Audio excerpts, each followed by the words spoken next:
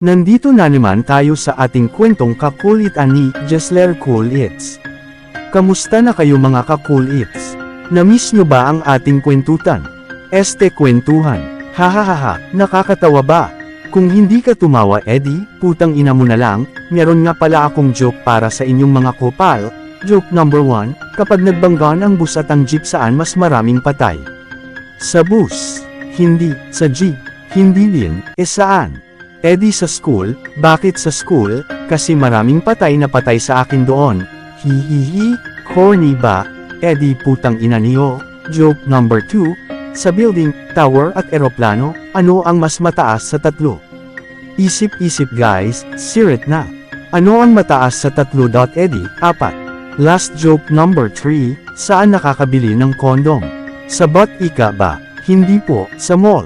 Hindi din, saan nakakabili ng kondom? Sa condominium, hehehehe ayaw niyo tumawa putang ina niyo lahat.